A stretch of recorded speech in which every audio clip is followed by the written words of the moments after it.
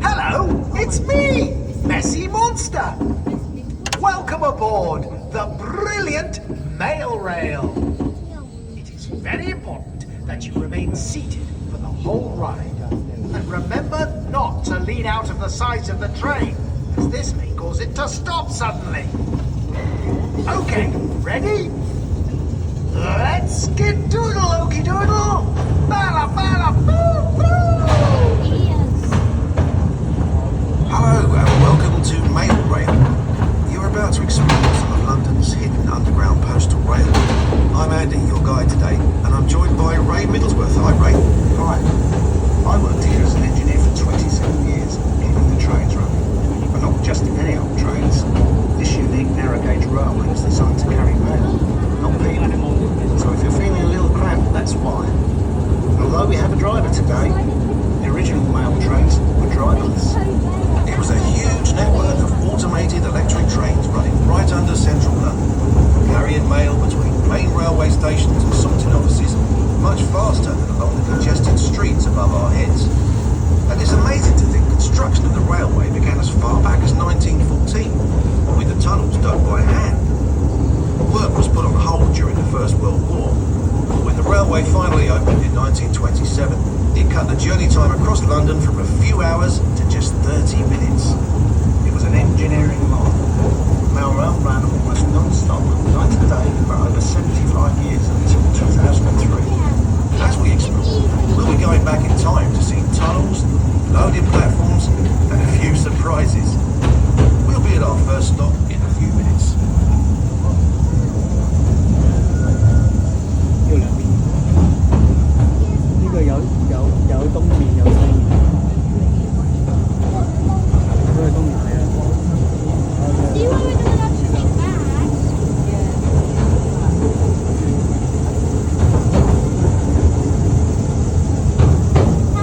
Did you spot some sandbags just then? Ray, could you tell us about that? Sandbags on the line. That's called the sand drag. It's a pile of sand on the track designed to stop runaway trains. If they run down that hill we've just come down, that will catch them.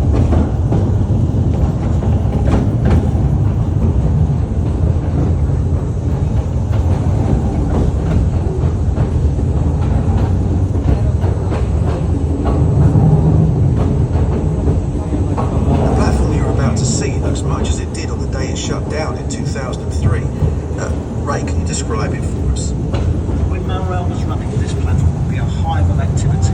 You'd see people playing darts between the trains and guys conversing back and forth, work up and down. It was a noisy and lively place to work. Ray's going to tell you more about life working on the railway as we take a trip down memory lane through the many decades of mail rail.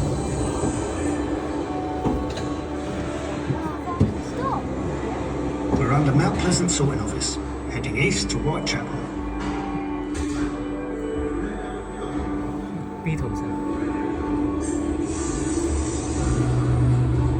It was hard work down here, but we all thought we were part of something important.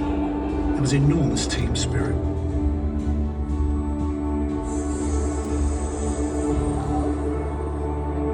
We seemed to get ourselves in the news a lot in the 90s.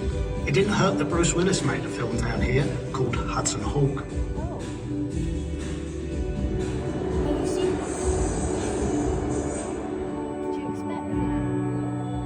In the 80s, we had our 60th anniversary.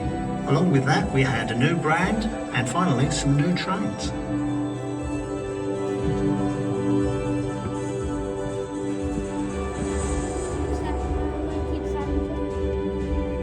I'll tell you two things that sum up the 70s. Postcodes made life a lot easier, and strikes made life not so easy.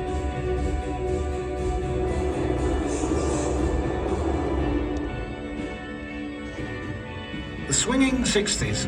Those World Cup stamps sold out after England won. There were a few celebrations down here that summer.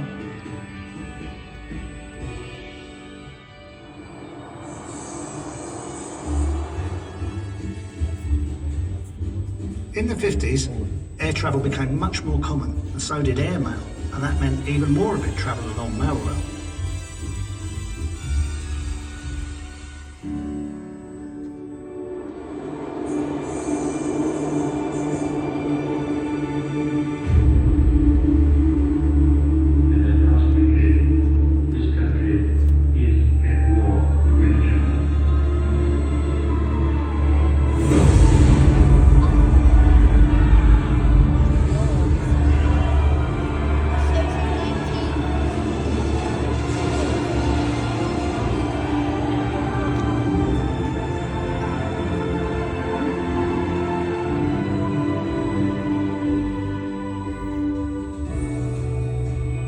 railway was bombed several times.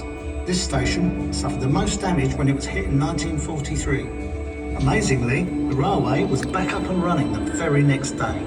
That reflected how vital the railway had become. Oh, lights! First time.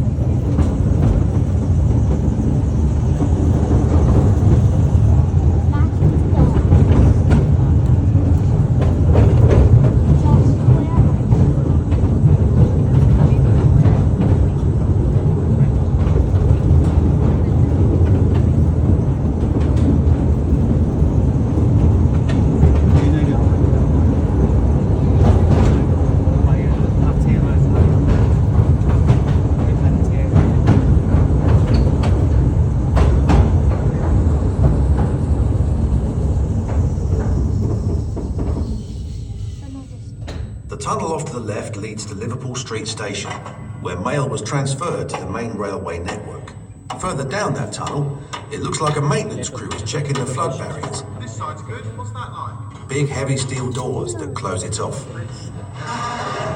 During the railway's construction, 10 men scrambled to safety when the nearby River Fleet broke into where they were digging. The barriers here were installed later, after the war, but they'd never had to be used. Ray, there's something else here that people might be interested in. Can you tell us about that? When we move off just up ahead, look down towards the track. You might catch a glimpse of the train graveyard where disused trains are stored. I must have worked on all of them at some time or other.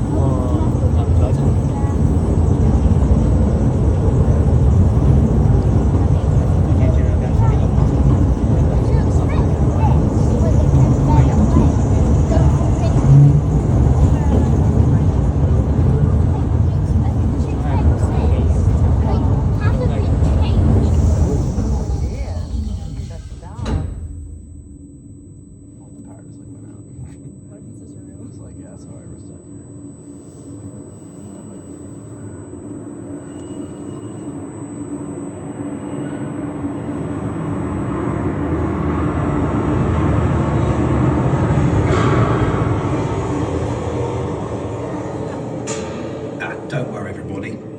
Just a power cut. Ray, can you explain? Power cuts happen from time to time when the railway was operational. We could draw power from the next station along to keep everything running. And of course, us guys in the engineering teams always kept the trains and track in good order. Okay, on we go.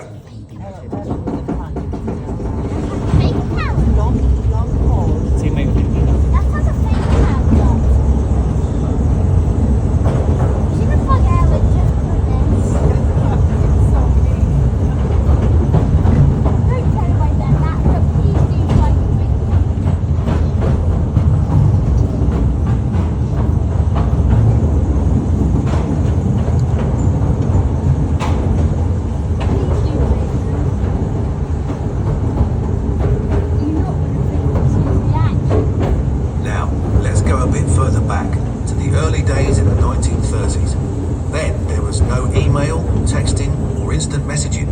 Whatever the message, it was sent through the post. So there was a lot of mail to it.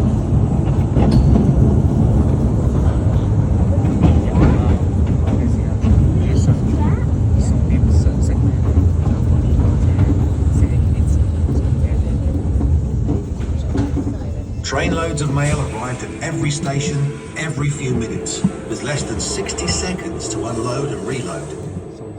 Let's follow a few of those letters. This is the Colonel. He's writing to the famous poet W.H. Jordan at the GPO film unit.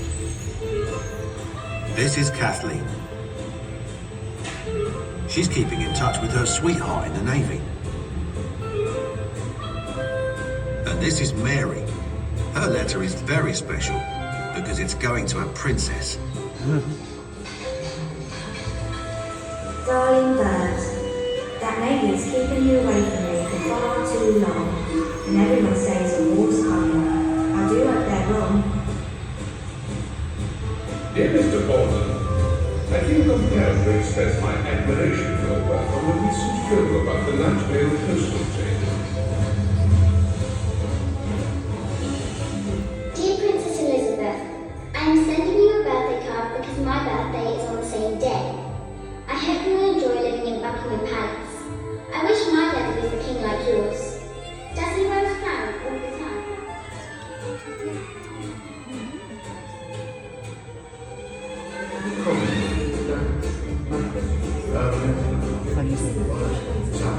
A royal honor, sir. Must be important. In you go.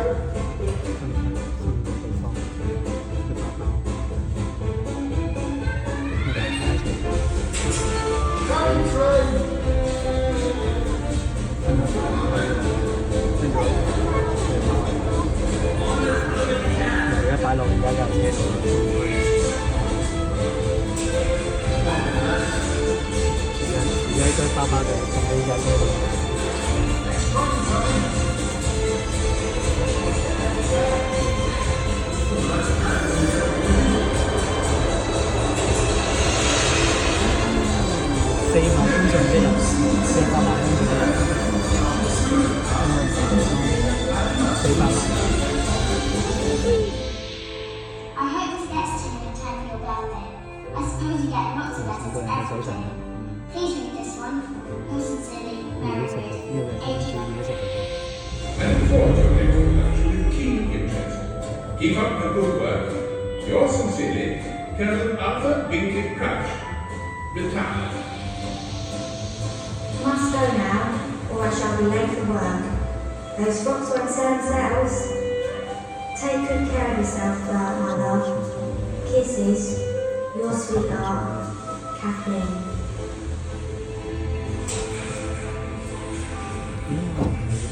So those 3 letters all got delivered quickly and safely. And so did the other 4 million which travelled along mail rail each and every day. You could say that mail rail's the beating heart of the British postal system.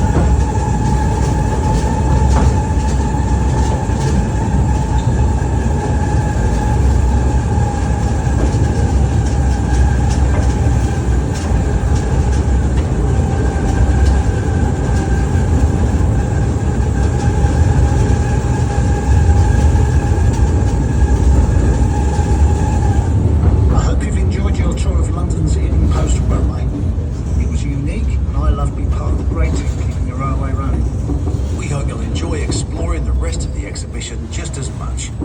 Goodbye. Goodbye.